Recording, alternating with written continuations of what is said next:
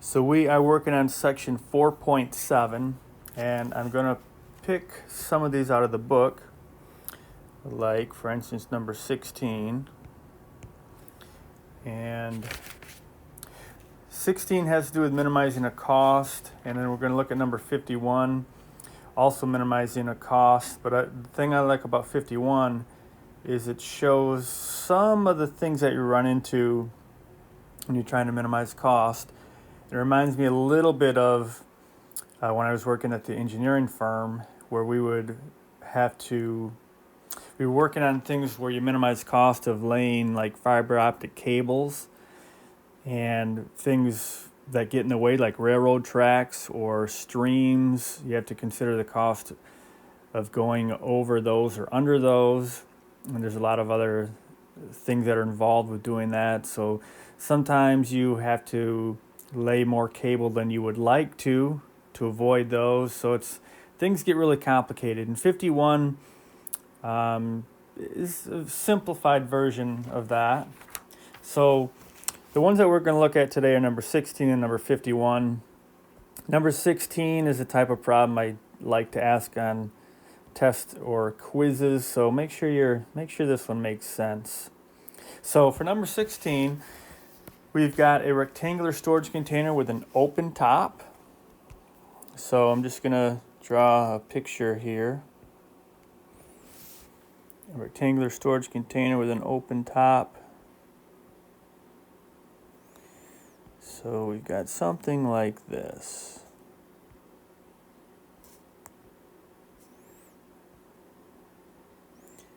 And it's got an open top. So there's no top on this. So I'm just going to kind of draw this in here. These are really helpful if we draw a picture, because we're going to have to think of the cost of building this thing. And it's nice to be able to look at it and point to certain pieces of it. So basically what we do in these problems is we break these problems into a bunch of small pieces, and then figure out how to deal with the small pieces, and then we add them all together to get the overall picture. So just looking at some of the details here, it tells us that the length of its base is twice the width. So if this is the width, the base is twice that. So instead of putting the length here, which gives us another variable, they tell us that the length of the base is twice the width. So if this is the width, then the length of the base is twice the width. So it'd be, if this is W, this is 2W. Otherwise, if I just put a L here and a W here, I've got two variables where really we want to minimize our variables. So this will be a little bit better. And it doesn't mention anything about the height, so I'm just going to call this H. So we've got our 3 dimensions. We've got the length here, which is twice the width. We've got the width, and we've got the height. Then it tells us that it says that material for the base costs $10 per square meter. So let me put the prices in here. The material for the base is $10 per square meter. And the material for the sides is $6 per square meter. So for the sides here, all 4 sides, the cost is $6 per square meter. And it does tell us that the volume is 10 cubic meters, so maybe I'll add this in here too. The volume is 10 cubic meters.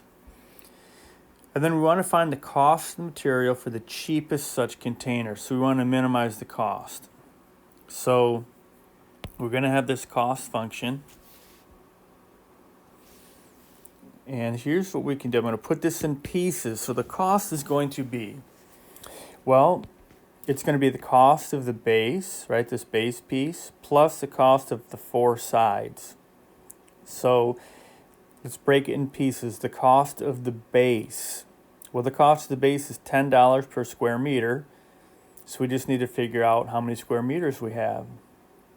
Well, we can think of it like this. For the base, it's $10 per square meter. How many meters do we have? Well, what's the area of the base? The area of the base, this base piece is just a rectangle. area of a rectangle is length times width. So in this case, the area of this base is 2w times w.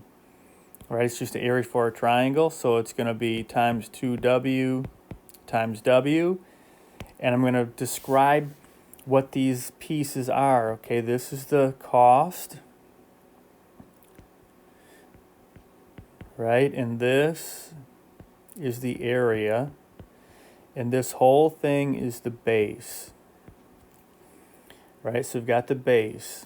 We've got the cost of the base. But now we have to add on the cost of the sides. Now there's 4 sides, but you can see by looking at it that this side and this side are the same size, right? The 2 sides.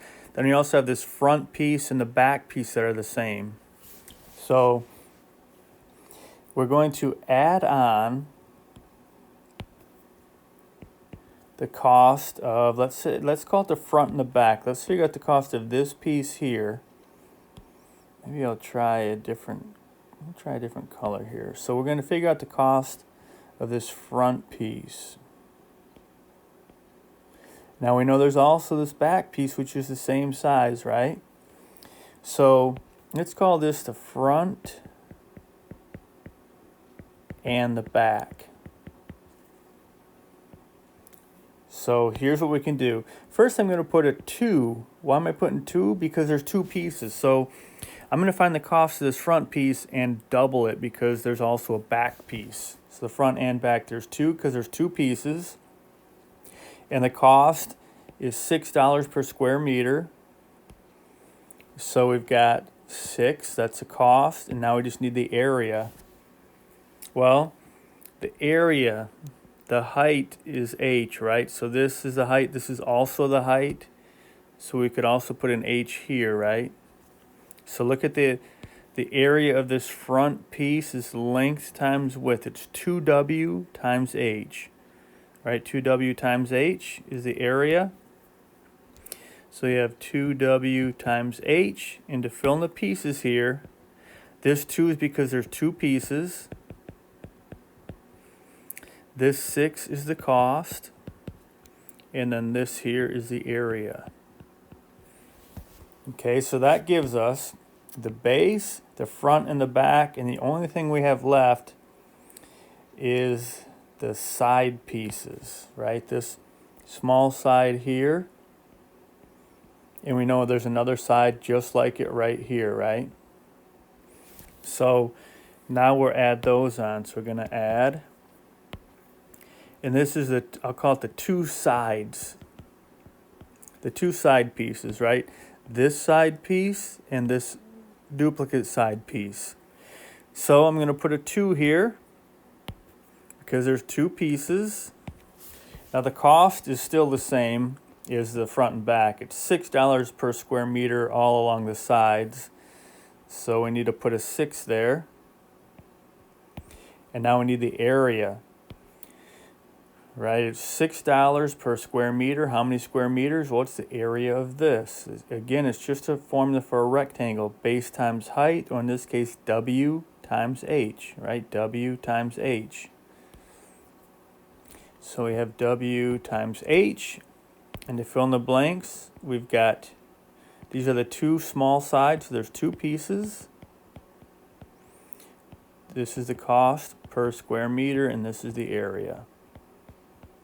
So we've got our entire cost function. This takes care of the 4 sides, right? These 4 sides and also the base. And now what we can do is just algebraically clean this up a little bit.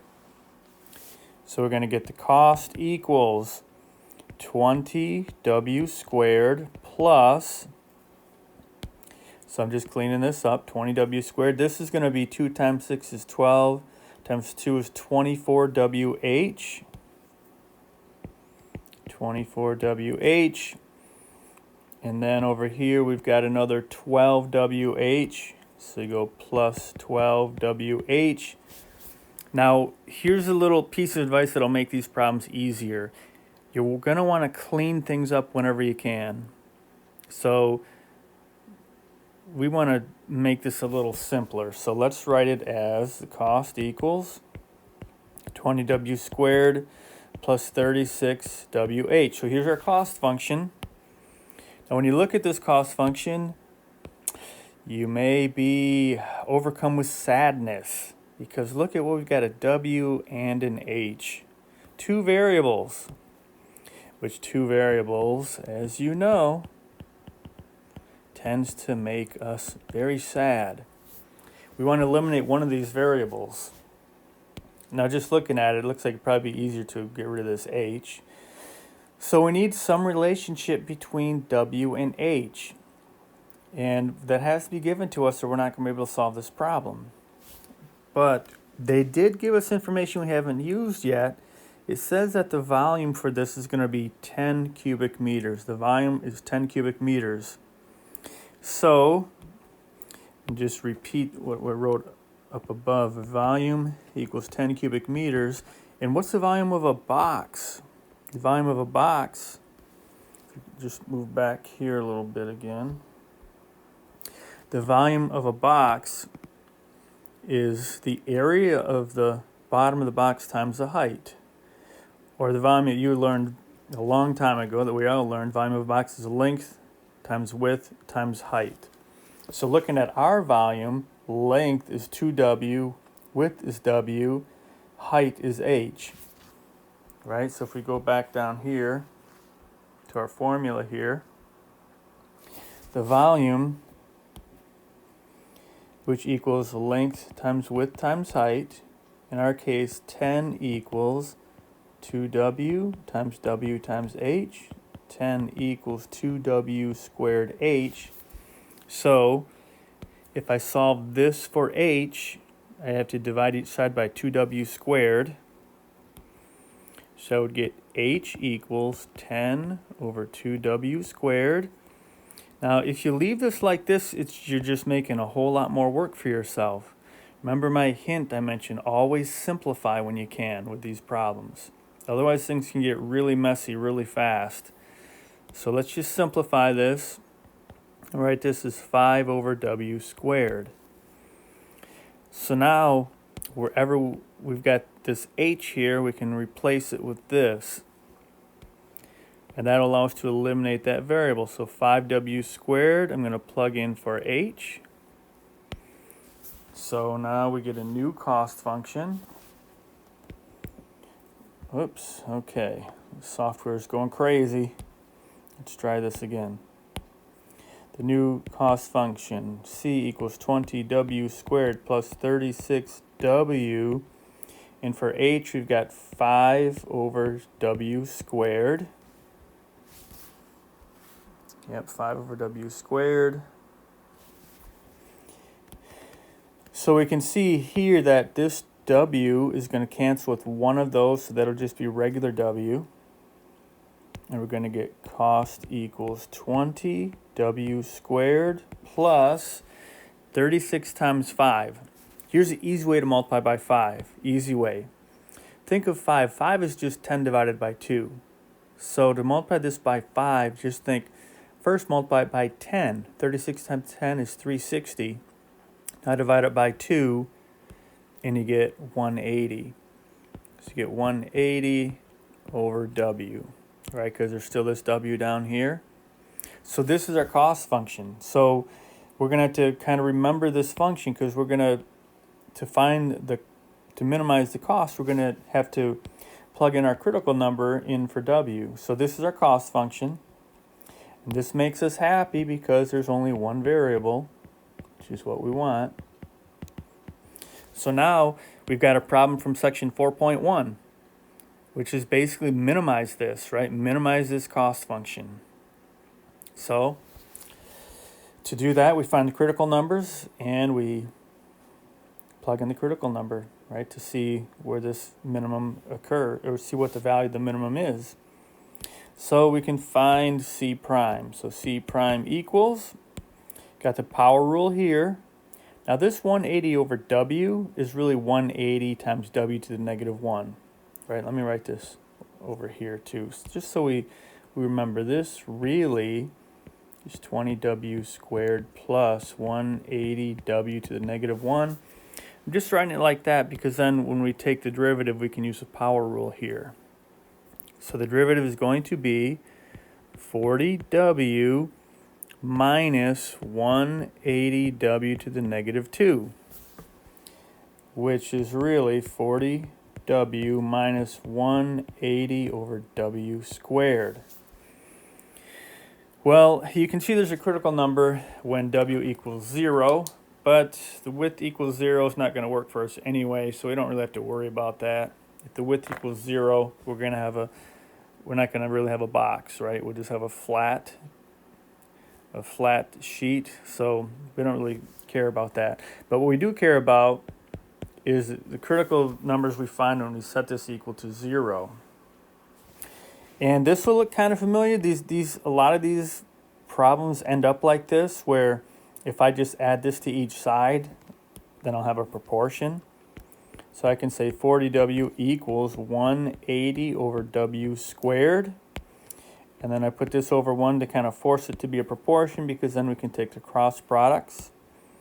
And that will give us 40w cubed equals 180, which then I'm going to divide each side by 40, and you get w cubed equals 180 over 40, which is 18 over 4, or 9 over 2.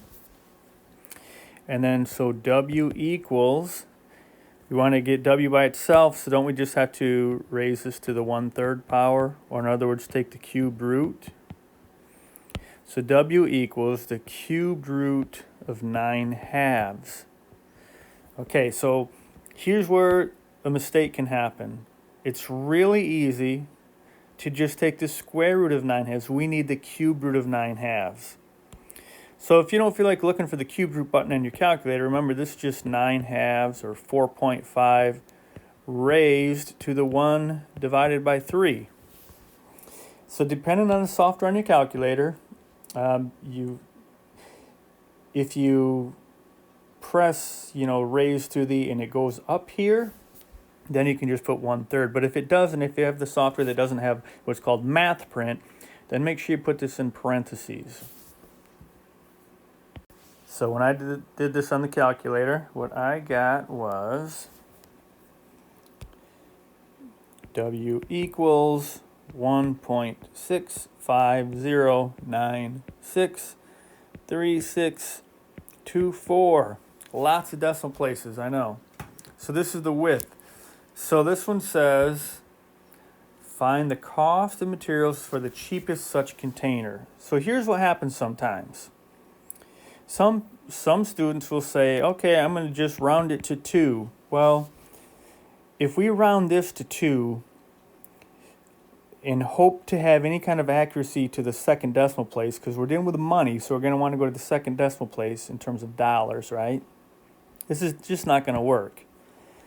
So even if you use 1.65, it may not, it'll be close, but when you're going to use a number in a calculation, use a lot of decimal places. So the easiest thing to do once you get this answer, the easiest thing to do, just to make sure you don't have any round-off errors, is hit your Stores In button on your calculator.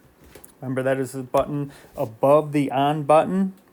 It looks like this. Hit this button, and then hit the X, T, theta, N button.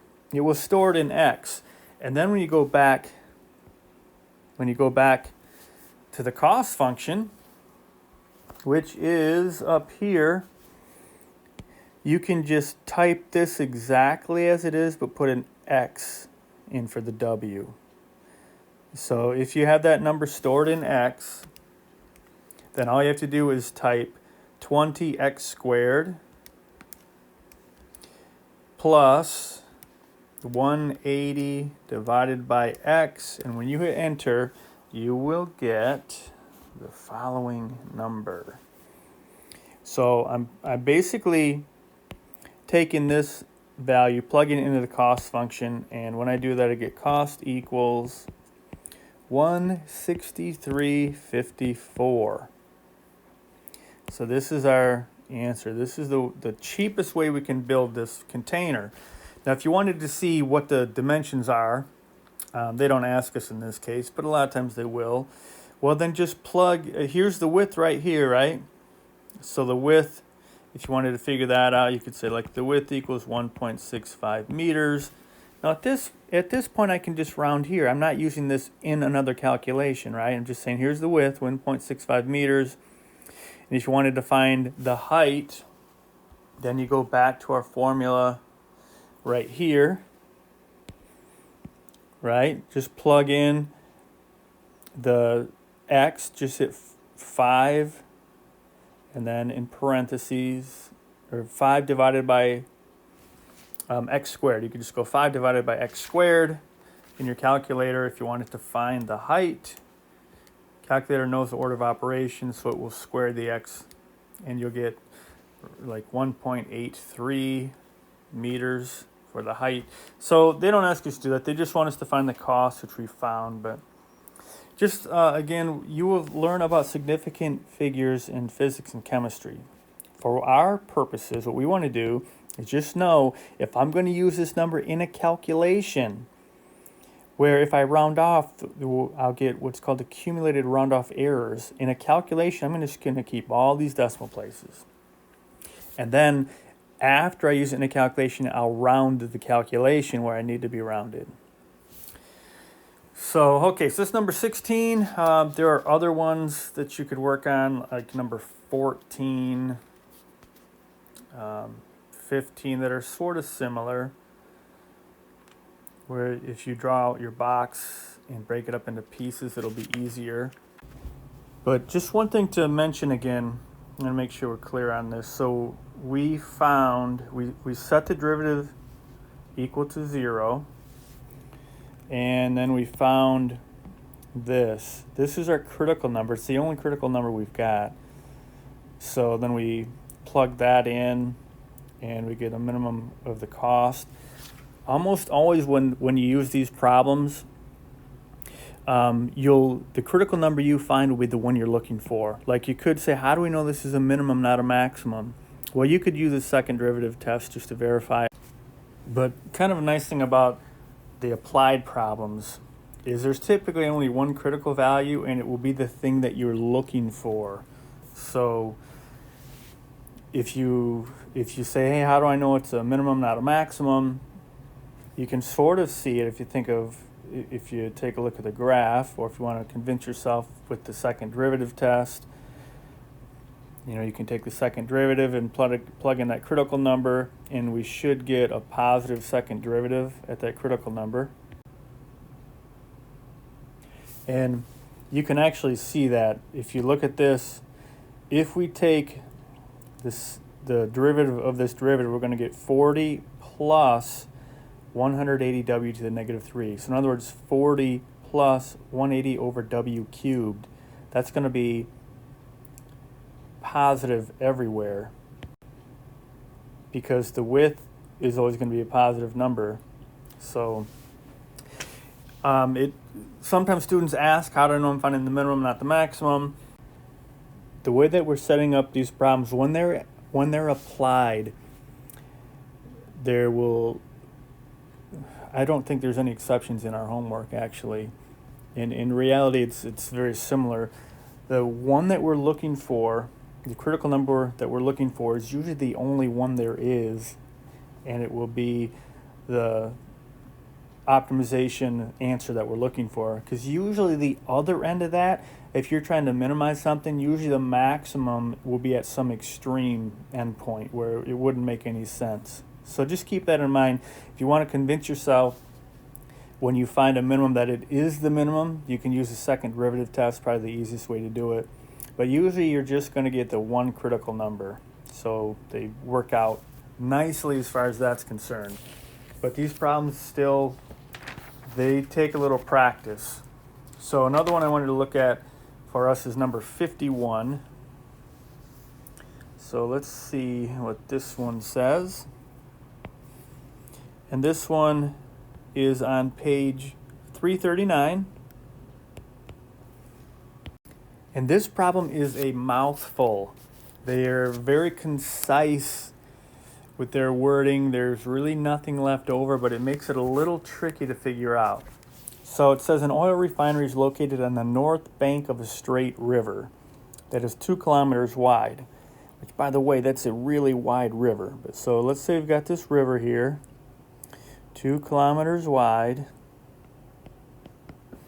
And we've got this oil refinery located on the north bank. So here's this refinery right here. It's on the north bank. And you know this river is 2 kilometers wide.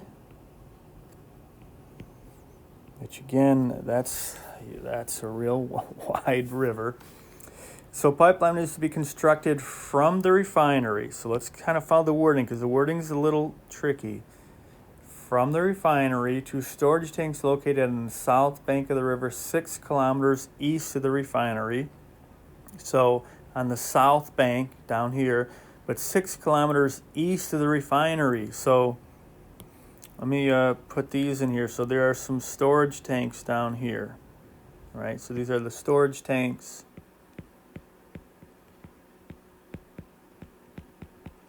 And these are 6 kilometers east of the refinery. All right, so if this were coming straight down here, there's a 6 kilometers here. But then it says, here's where it gets a little tricky. The cost of laying pipe is $40,000 or $400,000 per kilometer over land. So you're coming from here over land to a point P on the north bank of the river. So there's this point P over here somewhere. So there's this point P. So we're going to lay the pipe here. It's going to be $400,000 per kilometer to this point P. And then it costs more to go under the river. Going under a river, especially one this wide, would be a lot of work. Under the river, wow. So it's going to be a lot more expensive. Like I said, even if you go under railroad tracks or over railroad tracks or under a small stream or over a small stream, there's a lot more. You need permits for these things. You need different equipment, and it makes things a lot more expensive. So we're basically, based on what they're saying, we've got this pipeline going from here to this point P. And then from point P, it's going to come across and go over to these storage tanks. All right, so here's what we've got. And they want to know where should P be located. So we're going to have to explain this, like where are we going to put this. So we'll probably talk about so many kilometers east of the refinery because we know P is on the north bank. So sometimes getting this picture is the hardest part of this problem because, like I said, the wording is... It's real concise. There another couple of sentences would have made this much easier to understand, but kind of rolled it all into one. So this is what we've got, and I'm going to add some details here. We know that this pipe right here, the cost to lay this pipe is $400,000 per kilometer.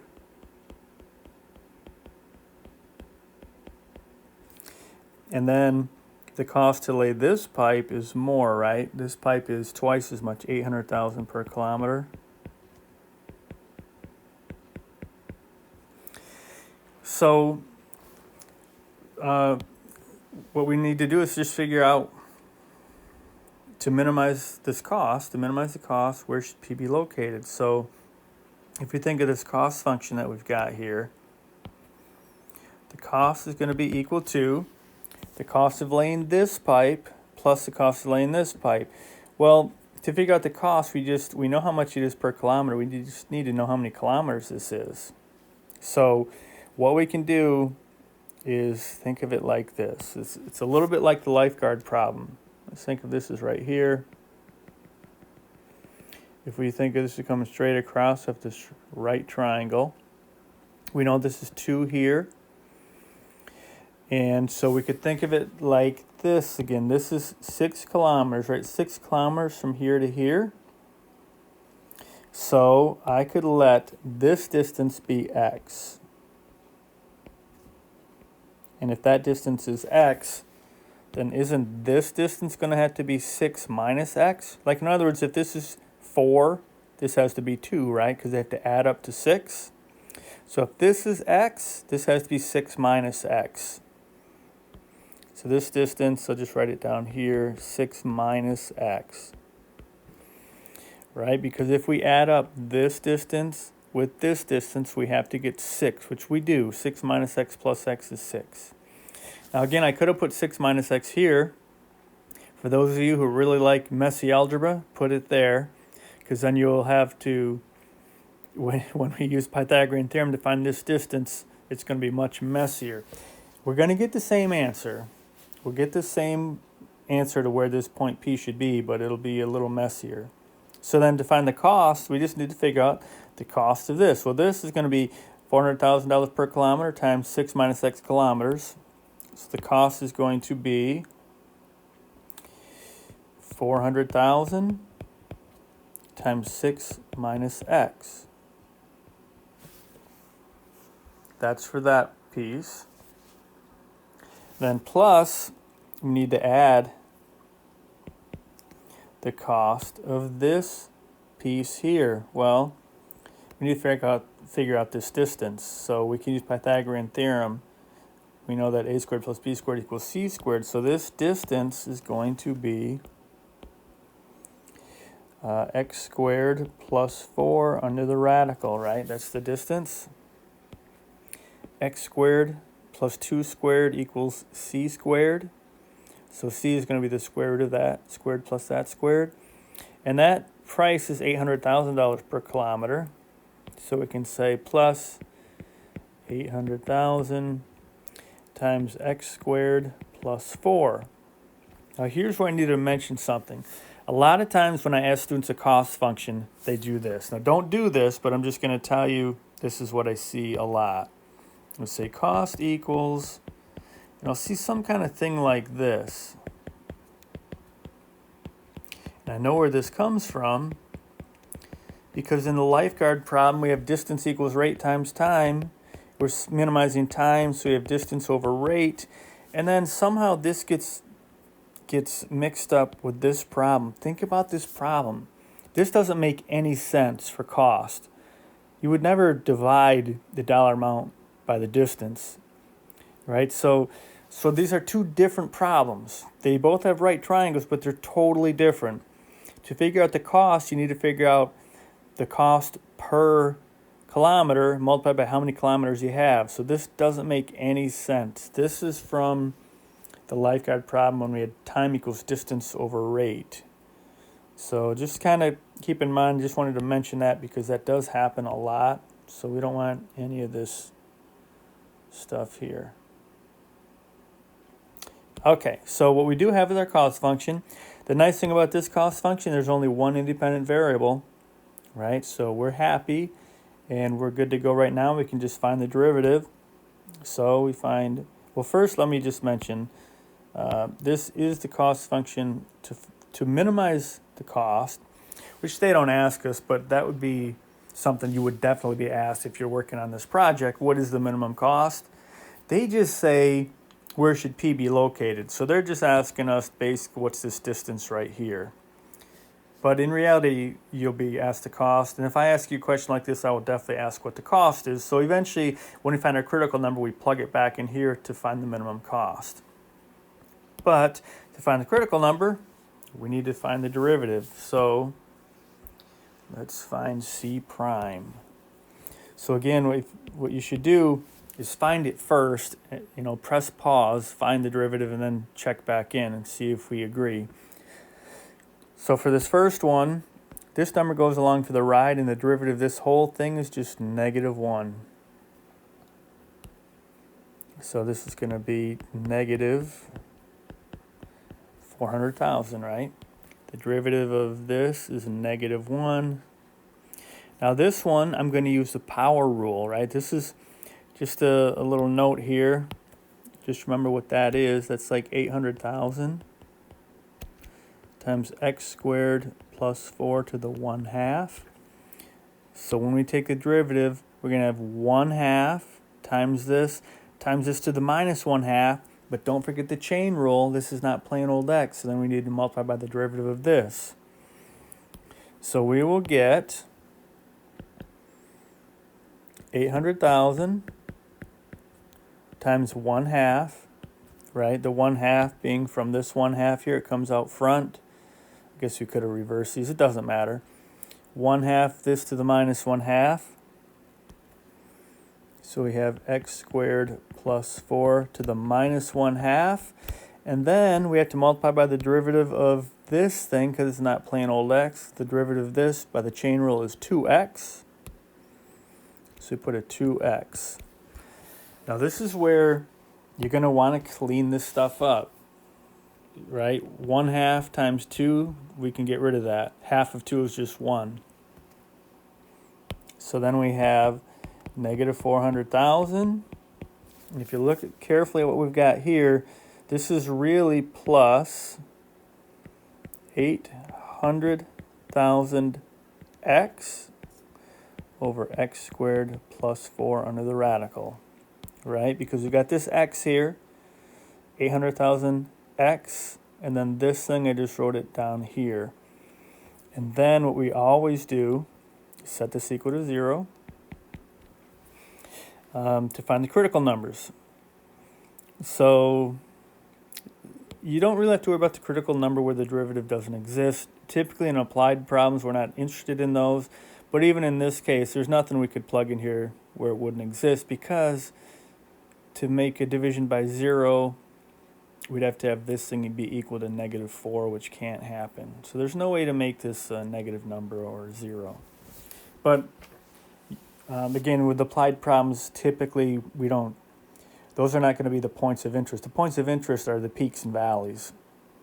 If you want to find, in this case, we want to minimize the cost. If we were to graph this function, we want to find out where's the valley, where's the minimum of the cost function at. So to do this, we can do what we always do. I'm just going to add this to each side so I can get a proportion set up. So I'm going to add that, so I will get 800,000 x over x squared plus 4 under the radical equals 400,000. I'm going to put this over 1 just so we can have our proportion, fraction equal to a fraction. And I'm going to do what we always do. I'm going to take these cross products and set them equal to each other. So we will get 800,000 x equals 400,000 times x squared plus 4. And then I'm going to be very happy to get rid of these huge numbers by just dividing each side by 400,000. This will be much easier to get rid of these, and this just becomes 2. So we get 2x equals x squared plus 4 under the radical. So if we are going to solve this for x, we need to get rid of this radical. So the easiest way to do that is to square both sides. So let's square this side and square this side, knowing that these are inverses, so they will cancel each other out. I'm going to write something I see all the time. It's wrong. I want you guys to take a look at it and hopefully be screaming at the videos saying, "Come on, Kurt, fix it." If you see what happens. We're squaring this, right? We're squaring this, so it's not going to be 2x squared. Really easy mistake to make. It's going to be 4x squared, right? 4x squared. So let's write that as 4x squared. Then to solve this, we could subtract x squared from each side. To subtract x squared from each side, we get 3x squared equals 4. X squared equals 4 over 3. So then x equals the square root of 4 over 3. I don't need to worry about the negative because x is a distance. So it's definitely not going to be a negative distance. So according to the calculator, this is roughly 1.15. Again, I'll put some extra decimal places in here for now. And x is a distance, right? So this is kilometers. So we need to make sure we're answering the question. So we found x. X is 1.1547 kilometers. So let's look back at the original, see what we just found here. Okay, look what we found. We found this distance x, which is not what we want. They want us to describe, it says, to minimize the cost of the pipeline, where should P be located? we want this distance just so we can say, you know, so many kilometers east of the refinery. That'd be a really easy way to answer it. So we found x, so what we really want is 6 minus x. So if we look back at what we've got, that's x. So I'm just going to go 6 minus x and say something like this. To minimize the cost, that's the only thing, to minimize the cost. Where should P be located? P should be located 6 minus this. 6 minus 1.1547 is about, we'll say 4.85. I'll just round it. 4.85. 4.85 kilometers east of the refinery.